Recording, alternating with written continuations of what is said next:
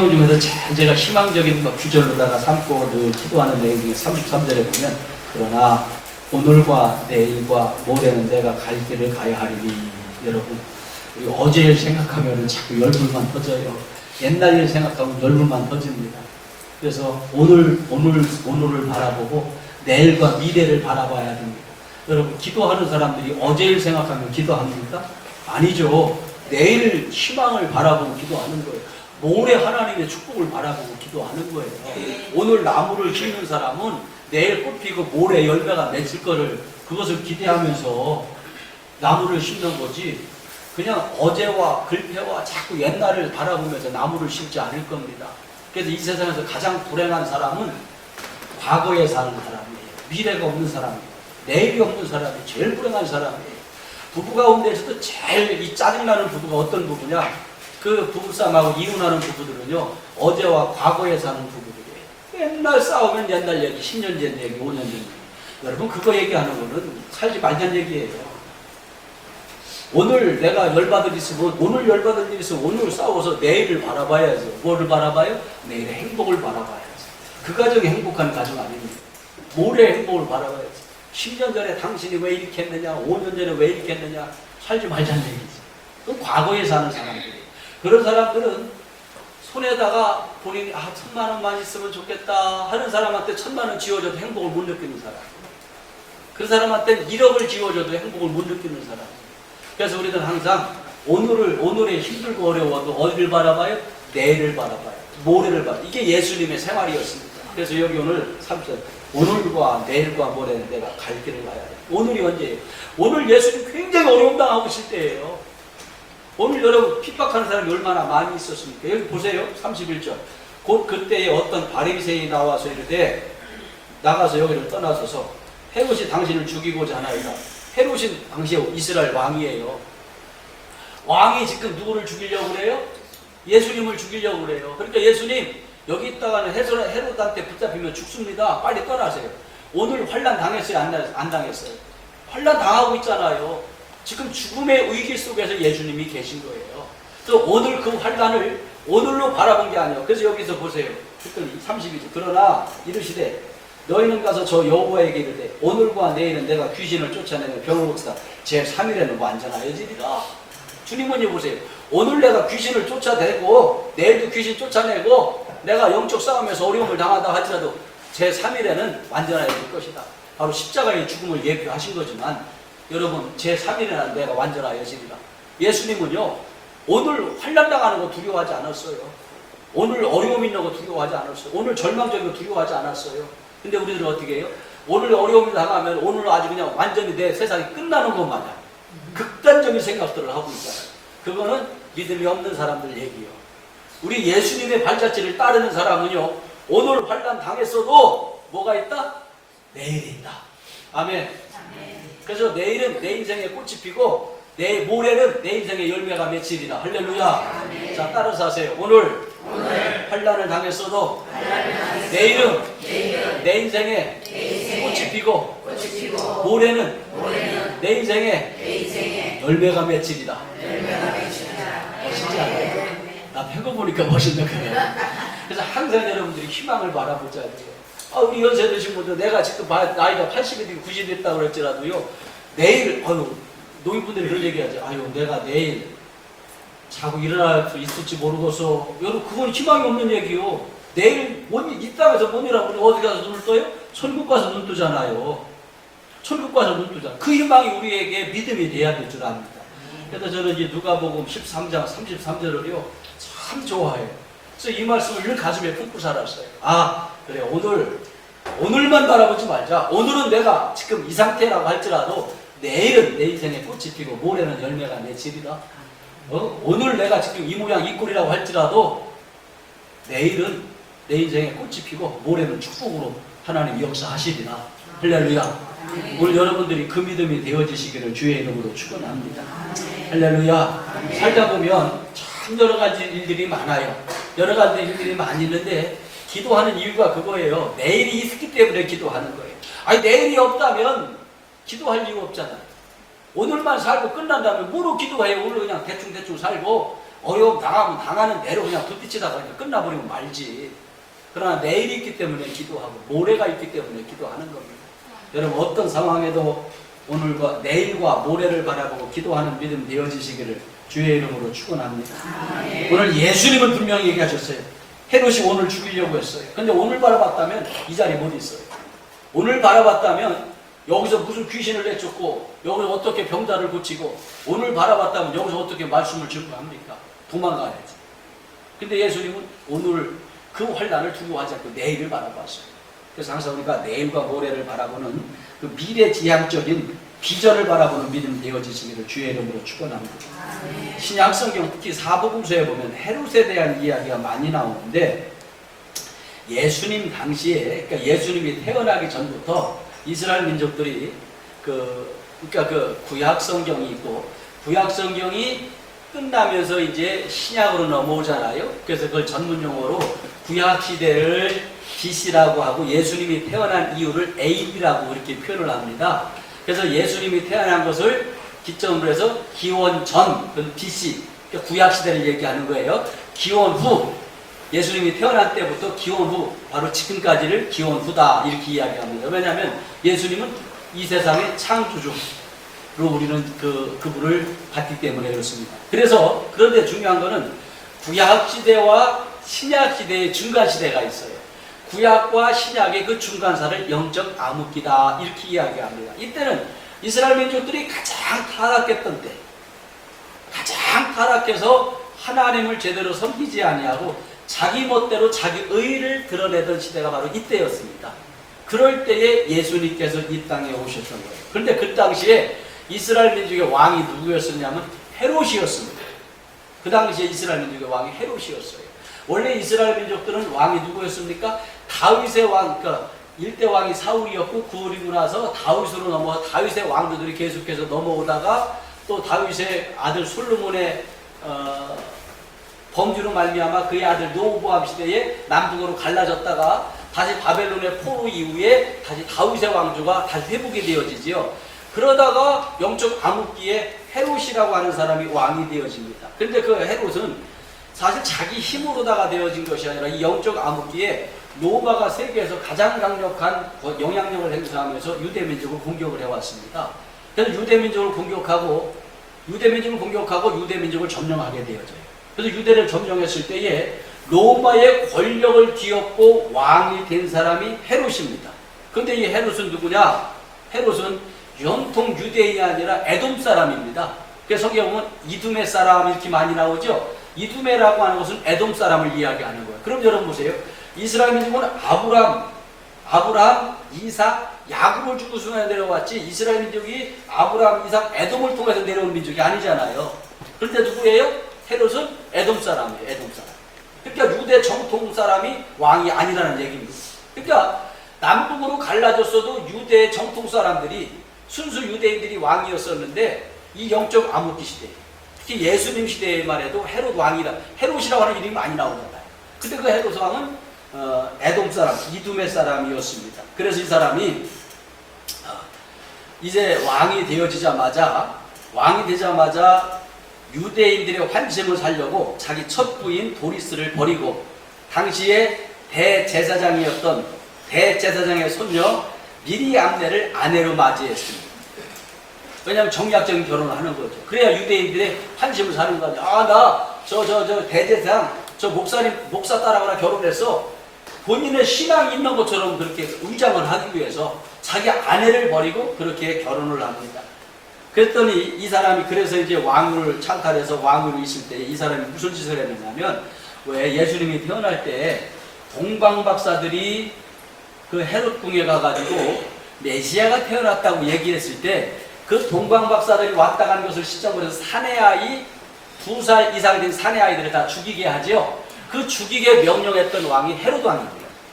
그러니까 이게 얼마나 잔인한 왕이에요. 그러니까 자기의 왕권을 위해서 2살 이하의 유대를 대핵살했던 왕이 헤롯이었어요. 그런데 이 헤롯이 자기는 정통 유대인이 아니라 에돔 족속이니까 유대 민족들의 환심을 사기 위해서 헤롯 성전을 지읍니다. 그래서 예수님께서 들어갔던 성전이 바로 헤롯 성전이에요. 헤롯 왕이 유대인들의 환심을 사기 위하여 지어졌던 그 헤롯 성전이에요. 그런데 이게 BC 19년도에 작성을 해서 AD 64년에 완공이 되어졌는데 AD 70년에 로마의 디도 장군이 쳐들어와서 완전히 헤롯 성전을 또 불태워버리지요. 그리고 나서 이 헤롯 왕이 예수님께 기원 후 AD 4년에 이제 죽습니다. 그래서 죽고 이스라엘 민족을 세 개로 나누어 가지고 자기 세 아들에게 물려줘요. 그래서 성경에 보면 헤롯 안디바, 헤롯 아켈라오, 헤롯 빌립 세 사람의 이름이 나옵니다. 그래서 안디바라고 하는 사람 이름은 이 안디바는 갈릴리의 본분왕입니다.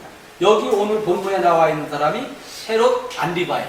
이 사람은 안디바. 유대 헤롯 왕의 장자이지요.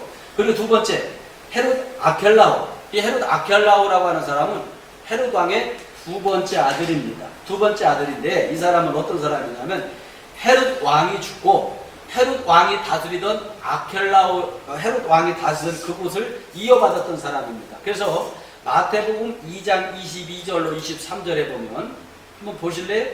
마태복음 2장 23절. 이 본문 잘 적어 놓으시고.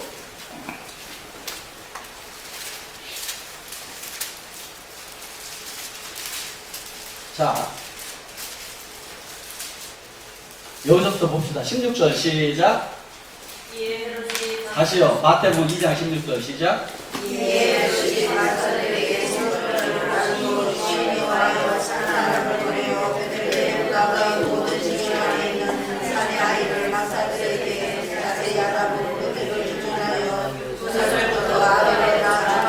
예, 2살 이하의 사내 아이들을 다 죽였어요. 그래서 이때 역사가 요세푸스의 말에 의하면 14,000명의 사내 아이들이 죽임을 당했다고. 끔찍하잖아요. 그 어린아이들이 무슨 죄가 있습니까? 이게 헤롯 왕의 악행이었습니다. 왜냐하면 자기는 정통 유대인이 아니었기 때문에 유대인 왕이 나는 것을 두려워했던 거예요. 자, 그러고 나가지고요. 그래서 예수님께서 태어나자마자 피신을 했었습니다. 어디로? 애굽으로 피신했었죠. 왜냐하면 죽음을 면하기 위하여 꿈에 현몽하여 피신하라고 했던 겁니다. 그렇다가 19절 보세요. 시작.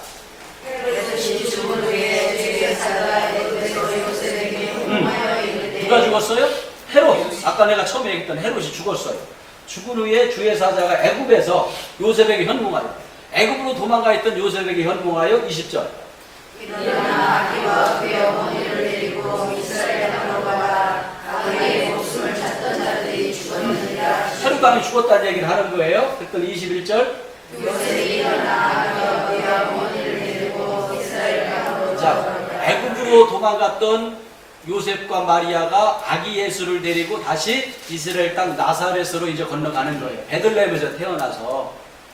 그리고 22절 시작. 그러나 베드로가 그의 아버지 요셉이여 유대의 군대를 두고 거기로 가기를 무서워하더니 꿈에 지시하심을 받아 갈릴리 지방으로 떠나가. 23절. 나사렛이라는 동네에 가서 사니 이는 선지자가 하신 말씀에 나사렛 사람이라 지나가라 하시를 주며 감추었다. 자, 여기서 보니까 아켈라오라고 하는 사람 이름이 나오지요. 이 아켈라오가 누구의? 헤롯 왕의 아들이었어요. 둘째 아들이었어요. 그러니까 첫째 아들을 제치고 둘째가 이제 아버지 대신 유대의 전국을 다스렸던 왕이 되어졌던 겁니다. 그러다 보니까 예수님이 요셉이 두려운 거예요. 거기 가면은 다시 그 헤롯이 죽이려고 했던 사람 죽일까봐. 그래서 어디로? 나사렛이라고 하는 작은 마을로 피신을 하셨던 겁니다. 그래서 나사렛에서 어린 시절을 보내면서 생활을 하게 되셨던 거예요. 여기까지 들으니까 이게 성경의 역사가 이해가 되시죠. 그리고 나서 세 번째 아들이 바로 헤롯의 빌립이라고 하는 사람이 있는데, 이 빌립은 누구냐면, 기왕이면 한 번 더 찾아보세요.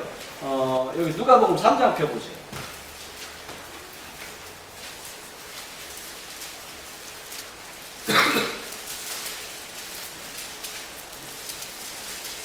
누가복음 3장 1절을 봅니다. 누가복음 3장 1절 찾으셨어요? 제가 읽을게요. 디베르 황제가 통치한 지 15해 곧 본디오 빌라도가 유대의 총독으로 헤롯이 갈릴리에 곤분하오. 이 헤롯은 바로 헤롯 안디바를 얘기하는 거예요. 여기 오늘 누가복음 13장에 나와 있는. 그리고 두 번째, 그 동생 빌립이, 그 동생 누구? 헤롯의 동생, 셋째 동생입니다. 빌립이 이두레와 드라고니 지방의 본부왕으로, 누사나이가 아빌렌의 본부왕으로. 이 빌립이 바로 헤롯의 세 번째 아들인데, 이 아들이 여기서 말씀해 보니까 이두레와 드라고니 지방의 본부왕으로서 이스라엘 민족을 다스리는 겁니다. 그러니까 이스라엘 땅을요, 헤롯 왕이 다스리던 것을 세분화를 합니다. 그래서 안디바가 다스리고 아킬라오가 다스리고 빌립이 다스리는 그런 나라로 만들어버려요. 그러니까 여러분, 이게 실질적인 통치가 유대인이 통치하는 거예요, 이방인이 통치하는 거예요? 유대인 편에서 보면 이방인들입니다. 왜냐하면 에돔의 자손들을 인정을 하지 않잖아요. 이게 언제 이런 일이 벌어졌습니까? 영적 암흑기, 바로 구약과 신약의 중간사 시대에 이 영적 암흑기에 이런 일들이 벌어졌던 겁니다. 그런데 이 헤롯은, 자 오늘 성경 본문으로 한번 돌아오세요. 여기 이 헤롯 안디바는 어디에, 누가복음 3장 1절에 보니까 어디에 본분화 그랬어요? 갈릴리 지역의 본분화. 갈릴리 지역의 왕입니다, 왕. 그래서 갈릴리 지역의 왕이었습니다. 그런데 이 사람은 누구냐면 세례 요한을 옥에 가두고 목을 베어 순교케 한 사람이 바로 이 사람입니다. 이 헤롯이. 그리고 이 헤롯은 여기 오늘 성경 말씀해 보니까 예수님이 뭐라 그랬어요? 너희는, 자 보세요, 31절에 오늘 본문입니다. 31절에 보니까 헤롯이 당신을 죽이고자 합니다. 그랬더니 32절에 보니까 너희는 가서 저 여우에게 이르라. 여우라고 표현했어요. 여우. 왜 여우라고 표현을 했을까? 이 헤롯을 여우라고 예수님께서 하시면, 첫째는 이 헤롯은요, 여우처럼 교활한 사람이었어요. 굉장히 교활한 사람이었어요. 그래서 누가복음 23장에서도 보면, 여러분, 예수님께서 갈릴리 지역에서 붙잡히셨잖아요. 갈릴리 지역에서 붙잡혔는데 가만히 유대인들의 눈치를 보면 예수님한테 어떻게 하면은 자기가 왕으로서 저를 처형하거나 감옥에 가두고 오래 있으면은 유대인들을 다스리는데 이게 문제가 될 것 같아. 그래서 교활하게 어디로 보냅니까? 본디오 빌라도한테 보냅니다. 자, 저거로 한번 보시죠. 누가복음 23절을 한번, 23장, 누가복음 23장 펴보세요. 1절, 23장 1절, 시작. 아니, 누가복음 23장 1절. 예, 헤롯 왕한테 끌고 왔더니 헤롯 왕이 나는 못하겠어. 자기가 책임을 회피하는 거지. 본디오 빌라도한테 보내라, 총독한테 보내라. 그래서 빌라도한테 끌고 갔어요. 그랬더니 2절.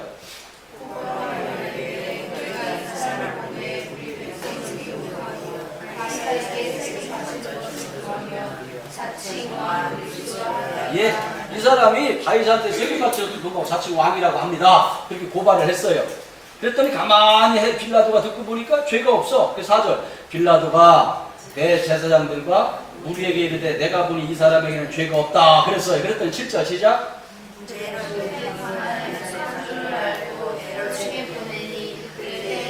예, 그러니까 헤롯한테 붙잡혔던 헤롯이 나는 안 해. 그 사람 괜히 건드렸다 유대인들이 반발하면 난 싫어. 교활하게 그 짓을 한 거예요. 그랬더니 어디로? 빌라도한테 보냈더니 빌라도도 죄가 없다. 다시 헤롯한테 보냈어요. 헤롯한테 보냈더니 헤롯이 마침 어디 와 있었어요? 예루살렘에 와 있었어. 그랬더니 8절.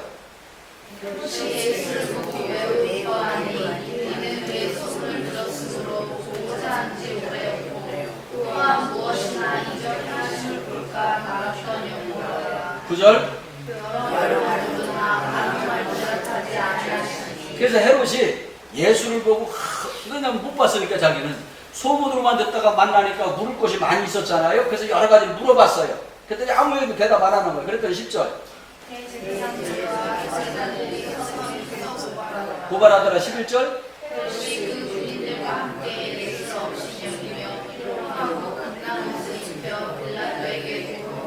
어떻게 누구한테 또 보내요? 빌라도한테 또 보내는 거예요. 그러니까 자기가 책임지고 해야 될 일을 안 하는 거예요. 아주 교활하게 어려운 일만 당하면 아주 쏙쏙 빠져나가는 사람들이 있죠. 진짜 얄미운 사람들이 있어. 만나면 저 패고 싶은 사람. 그게 바로 헤롯의 간교함이었어요. 다시 보내는 거예요. 물어봤더니 대답을 안 해. 야, 난 이 사람 관계 못하겠어. 그러니까 다시 빌라도한테 보내. 그게 보냈어요. 근데 보내는데 빌라도가 안 받을 것 같아. 안 받을 것 같으니까 뭐라 했어요? 12절 시작. 예. 사실 빌라도는 로마에서 파견된 총독입니다. 헤롯은 갈릴리의 본부는 아니고. 그런데 서로 간의 관계가 안 좋았어. 왜냐하면 어찌되었든 헤롯은 자기 지역의 왕이고 빌라도의 총독으로서 총독의 명령을 받아야 되잖아요. 그러니까 자기 왕이 총독의 명령을 받아야 되니까 기분이 안 좋지. 서로 간에 원수지간처럼 그렇게 지내왔습니다. 근데 다시 예수를 빌라도한테 보내려고 하니까 이게 안 되잖아. 그러니까 서신을 쓰는 거예요. 그러니까 쉽게 얘기해서 서로 만났다는 얘기는 없잖아요. 쉽게 얘기해서 사랑하는 친구요. 그대는 나의 친구가 아닌가. 이 예수를 다 처리해주게 이렇게 보냈다는 얘기예요. 이 얘기가. 그러니까 원수끼리 당일에는 바로 예수님을 도로 보내려고 하니까 친구가 되는 거예요.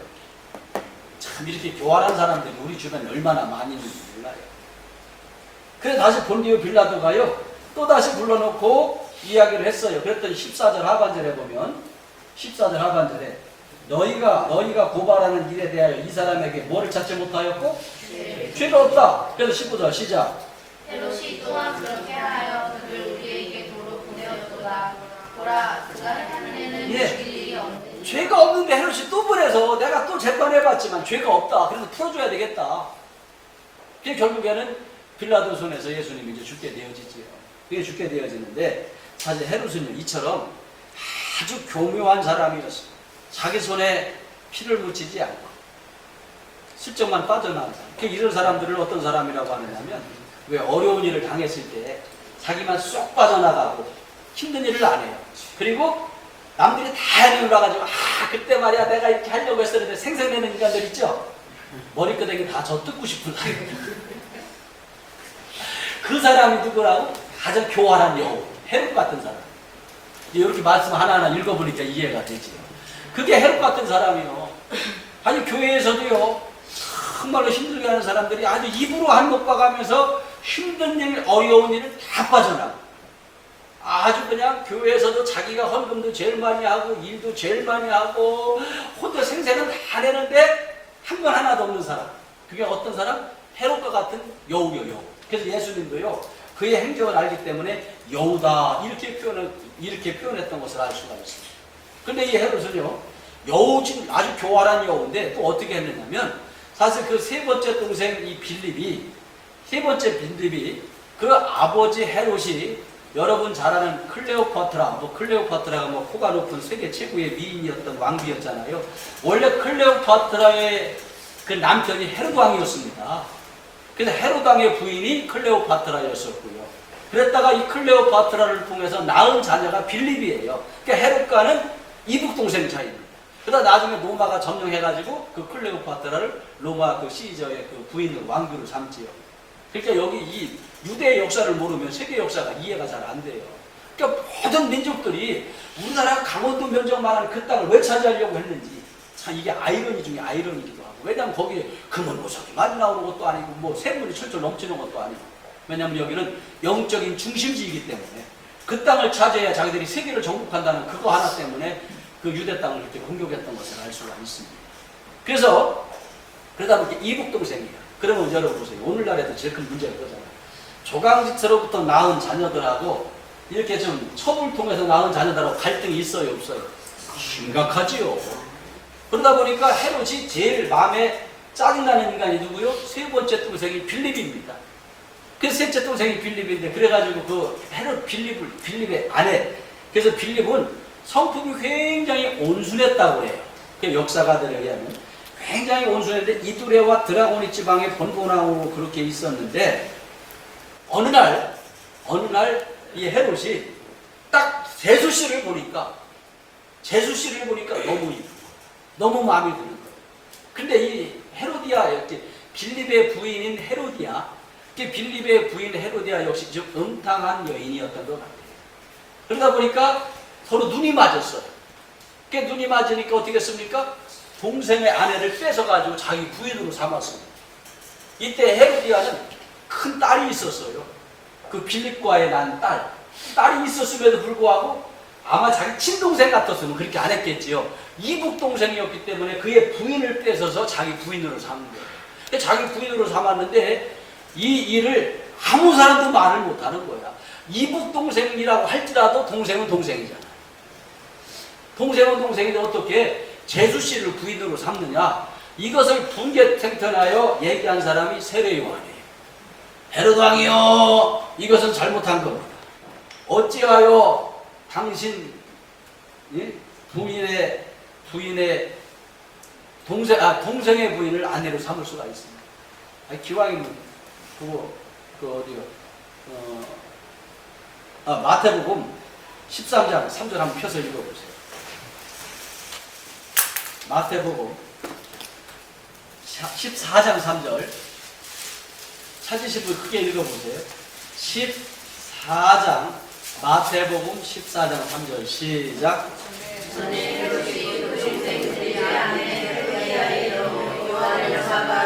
예. 자, 헤롯이 그 동생 누구?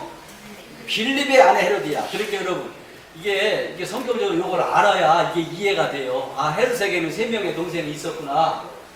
그래서 헤롯 안디바, 또 헤롯 아켈라오, 헤롯 빌립. 이 3명의 동생이 있었고, 이게 알아야 성경이 사실 이해가 돼. 자, 그런데 여기서 보니까 빌립의 아내 헤로디아의 일로 세례요한이 이거 제수씨를 부인 삼는 건 잘못됐다고 막 지적을 했더니 이 일로다가 세례요한을 감옥에 가두었어요. 감옥에 가두었어. 그리고 나가지고 어떻게 했습니까? 나중에 그 헤로디아의 딸 빌립과 헤로디아를 통해서 낳은 딸이 춤을 추니까 헤롯의 생일 때 너무 이쁜 거야. 너무 이뻐가지고 내가 너한테 뭘 해주랴. 네가 나한테 해달라는 거 다 해주겠다. 나라의 반쪽이라도 주겠다. 이렇게 얘기를 했더니 그 헤로디아가 뭐라고 얘기합니까? 나는 다 필요 없다. 나가 나쁜 년이라고 음탕한 년이라고 손가락질하고 욕하는 저 세례요한이 목을 달라고 해라. 그래서 세례요한이 헤롯 왕으로부터 죽임을 당한 거예요. 이게 헤롯 왕, 여기 오늘 누가복음 13장에 나와 있는 헤롯 왕의 본 모습이에요. 그러니까 예수님 이걸 알아요, 몰라요? 알지요.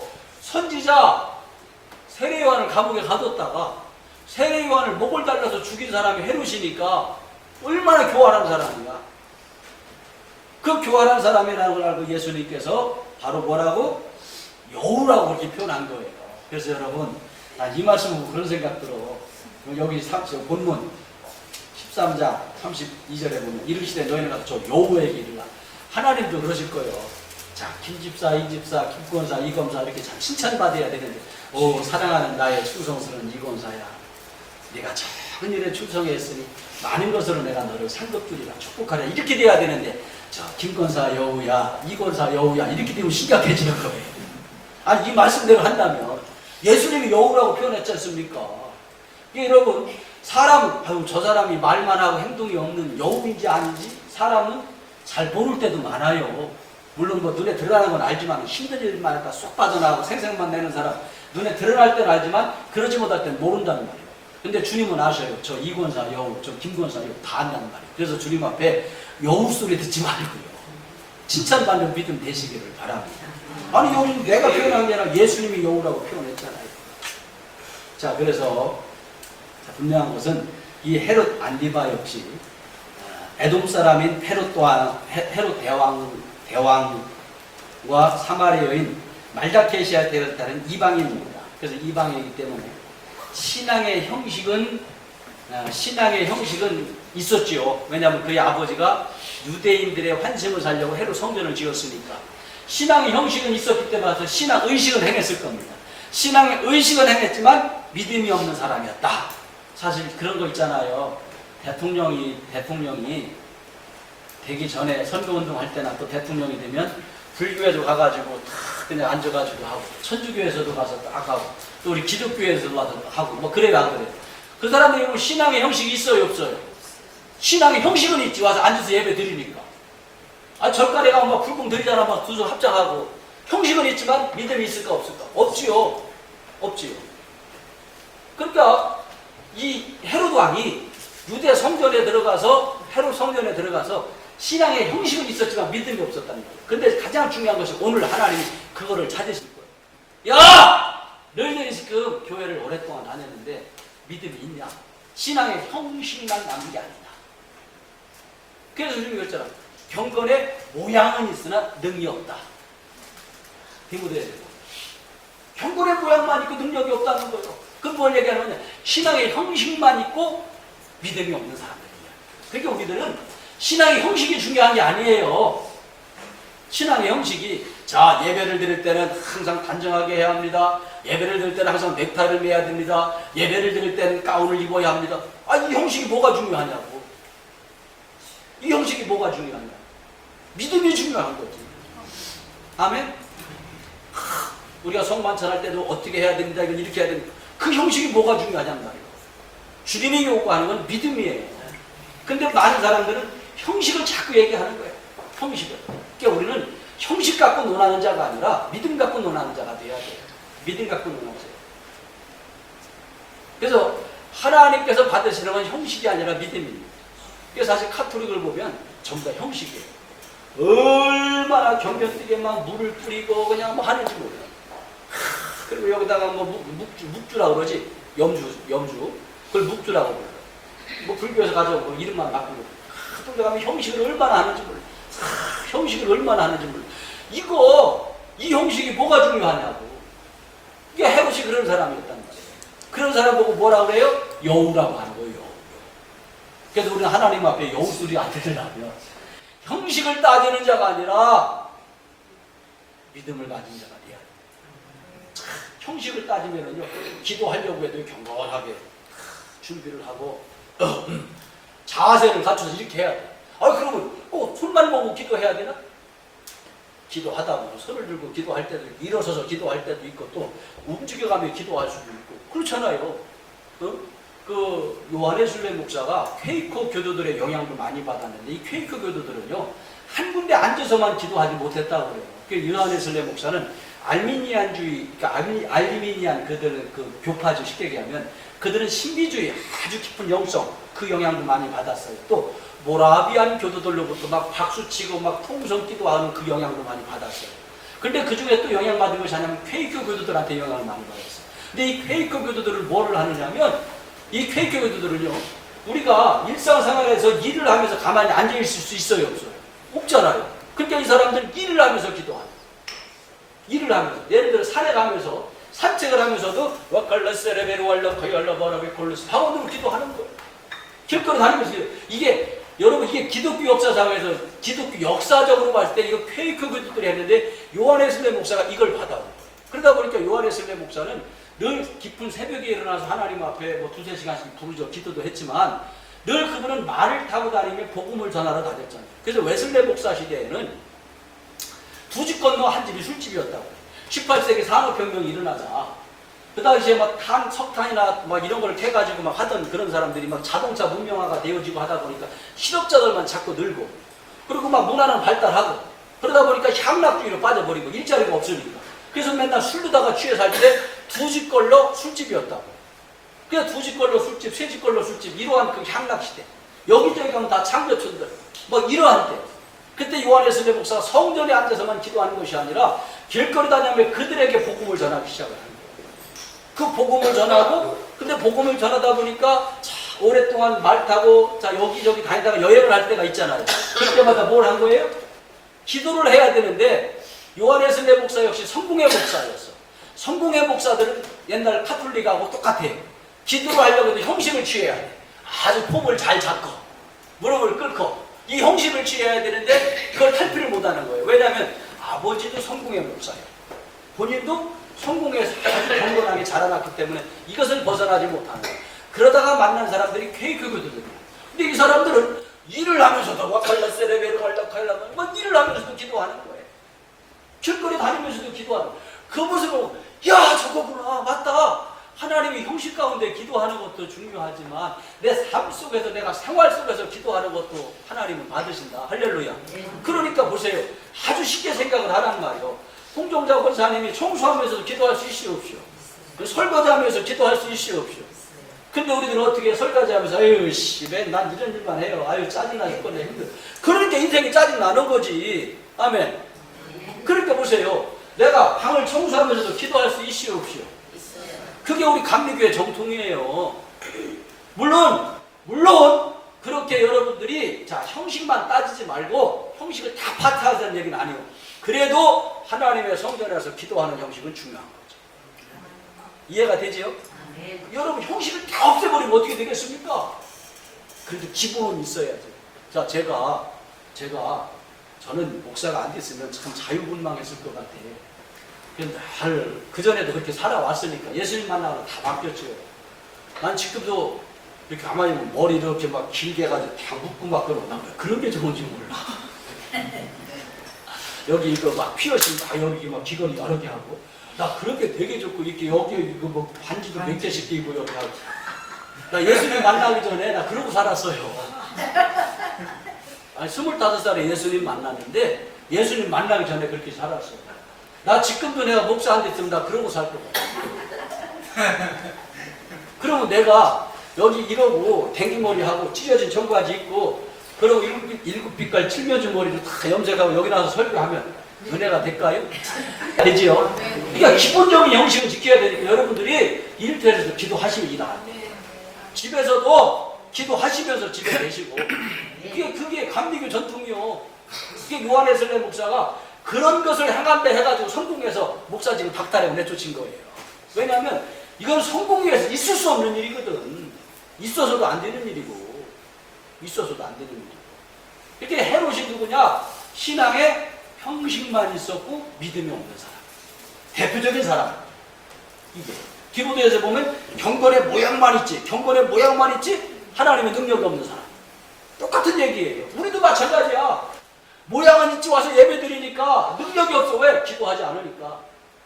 그래서 여러분들이 할 수만 있으면 성전에 나와서 신앙의 형식 가운데 기도하십시오. 아멘? 네. 그러나 형식을 지켜 기도하지 못할 때는 일하는 그곳에서 기도하십시오.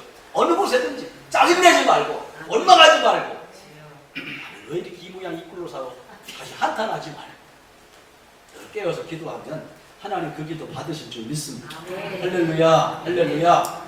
그래서 주님은 그런 와중에도 그 간교한 저 여우다 예수님이 여우라고 했으니까 모든 백성이 알겠어요 모르고 있어요. 근데 여러분 형식만 있는 사람이 여우야 여우 되지 말자는 말이야. 간교한 사람 되지 말자는 말이야. 근데 우리 주변에 그런 사람들이 너무 많아요.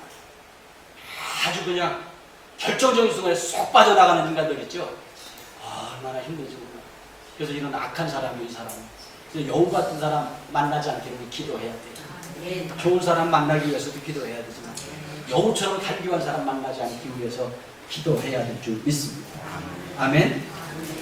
자 그러면서요 여기 오늘 예수님께서 또 마지막에 얘기하신 예루살렘아 선지자들을 죽이고 내게 파송자들을 돌로 치는 자요. 너무 안타스러운 거예요. 왜? 그 간교한 헤롯 밑에 있는 사람들이 전부 다 헤롯이 왕이니까 그에게 하청하면서 그렇게 그냥 선지자들을 다 죽여가면서 멋진 짓을 하는 거예요. 그럼 예수님이 막 숨기냐 너무 안타까운 거지. 너무 안타까운 거지. 그러면서 뭐라고 합니까? 이 예루살렘은 어떤 곳이냐면 원래 이스라엘 민족들이 가나안 땅을 정복하고 하나님의 성전을 세운 것은 땅의 중심이라고 하는 실로라고 하는 곳에 성전을 세웠어요. 그래서 그것이 모세가 세운 성막이었죠. 그 당시만 해도. 그래서 다윗 왕까지는 바로 그곳이 하나님의 성전이었습니다. 그랬다가 솔로몬 시대에 예루살렘의 성전이 옮겨오게 되어져요. 근데 왜 옮겨오게 되냐면 다윗이 실로에서 이제 실로를 수도로 성전이 있는 실로를 수도로 삼았다가 나중에 예루살렘으로 옮깁니다. 그래서 다윗성이라고 처음에 옮겼다가 나중에 그곳이 이스라엘 민족의 수도가 되어지고 그곳으로 성전을 옮겨오게 되어지는 거예요. 그래서 거기를 예루살렘 성전이 되어지는 겁니다. 그래서 그때부터 유대민족의 신앙의 중심이 되어졌어요. 그래서 유대민족의 신앙의 중심이 된 예루살렘은 바로 아브라함이 이삭을 제물로 하나님 앞에 번제를 드리려고 했던 모리아산이 있는 곳이 바로 예루살렘이고요. 그리고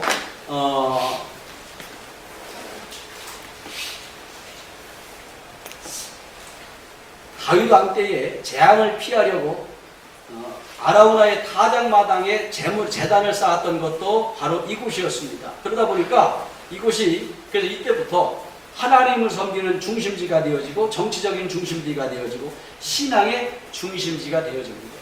근데 문제는 이 헤롯 왕이 선지자들을 죽였습니다. 또 예수님을 십자가에 못 박은 곳이 바로 이곳이었습니다. 그러다 보니까 예수님 편에서 보면 이 예루살렘은 죄악의 도성, 바로 피바다가 이루어지는 죄악의 도성이 되어졌던 것을 알 수가 있어요. 그러면서 예수님 마지막 딱 한마디 하십니다. 35절 시작. 35절 시작. 너희 집이 항배하여 버림받으리라. 내가 너희에게 이르노니 너희가 제 이름으로 오시는 이를 찬송하리로다. 할 때까지는 예. 나를 보지 못하리라. 그래서 주님께서 이제 나중에 십자가에 달렸다 죽으셨다가 부활 승천하시고 그래서 너희가 주의 이름으로 오시는 이를 찬송하라 할 때까지는 나를 보지 못하리라. 이제는 나를 보지 못하리라. 그리고 붙잡혀서 십자가에 달려 죽으셨습니다. 자, 그러다 보니까 이 말씀을 근거로 해서 유대 민족들은요, 예수님이 재림하여 오시면 어디로 오냐? 바로 예루살렘 성전으로 오실 거다. 여기 보세요. 보라, 너희 집이 황폐하여 버림받으리라. 황폐하여 버림받으리라. 이 황폐하여 버림받은 집은 뭐예요? 이건 예루살렘 성전을 얘기하는 거예요. 예루살렘 성전을 얘기하는 건데, 그래서 예루살렘 성전이 황폐하여 버림받았는데, 그래서 이 이후에 예수님 이후에 이 성전을 누가 차지했어요? 모슬렘이 차지합니다. 그래서 이슬람 교도들이 바로 예루살렘 성전을 지금까지 차지하고 있어요. 근데 예루살렘 성전을 차지하고 있는 참 희한한 것 중에 하나가 바로 그거예요. 여러분 이렇게 생각해 보십시오. 지금 여기 성남시가 있어요. 성남시에 지금 뭐가 있어요? 성남시청이 있습니다. 그럼 여러분들은 성남시청에 자유롭게 들어갈 수 있어요? 없어요? 들어갈 수 있지요. 들어갈 수 있는데 이스라엘 민족들은요, 자기 나라 한복판에 있는 성전을 들어갈 수 있어요? 없어요? 못 들어가요. 여기는 이슬람 교도들이 총을 갖고 들어가요. 총을 갖고 지키기 때문에 그 이스라엘 대통령이 들어가려고 해도 총을 쏩니다. 그럼 못 들어가요. 아니, 쉽게 해서 뭐 진짜 성남시청에 들어가려고만 하면 총을 쏘는 거예요. 완전히 거기는 이스라엘 땅 한복판이지만 이스라엘 권한이 없어요. 그러다 보니까 예루살렘 전에도 한번 이스라엘 총리가 들어가려고 했더니 총을 쏴가지고 이것 때문에 막 세계가 발칵 뒤집어졌던 적이 있습니다. 사실 이 성전을 놓고 지금 싸우는 거예요. 유대인들하고 이슬람 교도들하고 지금도 계속해서 싸우는 게 많이 있잖아요. 그래가지고 막 서로 미사일도 막 이라크라도 쏘고 이란이라도 쏘고 팔레스타인이라도 쏘고 하는 그것이 가장 결정적인 건 그거예요. 예루살렘 성전을 뺏으려고. 유대 민족들은 예루살렘 성전을 자기들이 차지해야만이 완전히 유대가 회복되어진다는 믿음으로 하는 거예요. 또 모슬렘들은 이것을 차지해야 자기들이 신앙의 중심지가 되어진다. 이것 때문에 지금도 날마다 전쟁이 되어지는. 그래서 마지막 세계전쟁은요, 바로 이슬람 교도하고 유대인들과 전쟁을 통해서 벌어지지 않을까. 많은 종말론 학자들은 그렇게까지도 이야기할 정도입니다. 지금 그렇게까지. 그래서 이 성전 싸움이에요. 성전. 이게 완전히 종교전쟁이라고 할 수가 있지. 자, 그러고 나서 뭐라 했어요? 내가 너에게 이르노라. 너희가 주의 이름으로 오시는 일을 찬송하리로다. 할 때까지는 나를 보지 못할. 하나님을 막 찬송할 때까지는 나를 보지 못할 것이다. 그럼 하나님 찬송하려면 어떻게 해야 돼? 예루살렘 성전을 회복해야 되니까. 예루살렘 성전을 회복해서 유대인들이 그 안에 들어가서 막 할렐루야 찬송을 할 때 예수님이 재림하여 오신다 이거예요. 그런데 지금 예수님이 재림하여 오시는데, 예수님이 재림하여 오시는 곳이 어디라고요? 성전이 예루살렘 성전이다. 그래가지고 성지순례 가면은요, 여러분 그 이스라엘 그 예루살렘 그 사진을 보면 큰 사진, 가운데 아주 노랗게 이렇게 도구로 되어져 있는 데가 예루살렘 성전인데, 모든 사람들이 다 성전을 바라보고 집들이 다 지어져 있어요. 그런데 성전을 바라보면서 앞에 큰 언덕이 하나가 있는데, 큰 언덕에 가면 돌무덤이 있습니다. 거기는 큰 언덕인데 수천 개의 돌관이 놓여 있어요. 그 돌관이 놓여져 있는데, 이것은 아주 정면으로 딱 어디만 보이냐면 예루살렘 성전만 보여요. 이것은 그냥 묻힌 것도 아니라 그냥 돌관이 하나씩 그냥 놓여져 있는 거예요. 돌관이 놓여져 있는데 거기에 얇은 돌로다가 딱 뚜껑만 덮여져 있어요. 그러니까 여러분, 성경에서 그랬잖아요. 천사장의 호령나팔 소리와 함께 예수님이 재림하여 오실 때 무덤에 있는 자가 제일 먼저 일어난다. 그렇게 이 사람들은 어떤 사람들이냐? 예수님이 예루살렘 성전에 재림해 오시면 제일 먼저 자기들이 부활하여 예수님 보고 싶다는 사람. 그래서 이 사람들이 거기다가 무덤을 써달라고 한 거예요. 그래가지고 그 무덤 값이요, 수십억씩 한대요. 그래가지고 지금은요, 포화 상태라 갖다 놓을 데도 없어요. 그래서 여러분들이 성지순례 가면은 아주 장관이에요. 돌무덤. 사실 우리들은 그냥 교회 다니려고 교회 다니려고 아이고 힘들어요, 어려워요 하지만은요, 이것을 진실로 믿는 사람들은요, 거기에 자기 모든 재산을 다 투자해요. 몇십억, 몇백억까지도 자식들에게는 안 물려줘도 그거는 투자. 그 몇십억, 몇백억까지. 그래서 거기 가서 보면 아주 이게 얼마나 그냥 보면 아주 그냥 허름한 광야야. 나무 하나 없어. 그런 그냥 광야 땅에 돌만 쫙 있어. 돌관들이. 아주 그냥 뭐 엄청 많아 수백 개 수천 개예요. 그래서 가이드가 그러더라고. 뚜껑이 얇다는 거야. 돌은 돌인데 왜? 예수님 재림 때 빨리 부활해서 나와. 예수님 맞아. 그러니까 이 사람들은 뭐냐? 재림하여 오시는 예수님 영접하고 싶은 그 열망 하나 때문에 그런다는 거예요. 이 말씀을 근거로 해서 예루살렘에 재림하고 오십니다. 여러분 맞아요. 사실 우리는 돌관까지는 준비할 여력도 없지만 돌관에 들어가려면 몇십억 있어야 되는데 몰랐을지도 몰라 또 요새. 내가 그때 성주소를 가보니까 장소도 없더라고요. 포화 상태예요. 아마 지금은 그래서 아마 수백억이 될지도 몰라요. 거기까지 가지 말더라도요. 예수님 재림하여 오시는 것을 사모하는 믿음으로 늘 깨어 기도할 수 있으시기를 바랍니다. 예수님 재림하여 오시는 믿음을 사모하면서 신앙과 믿음에 열심히 하시기를 주의 이름으로 축원합니다. 찬송하겠습니다.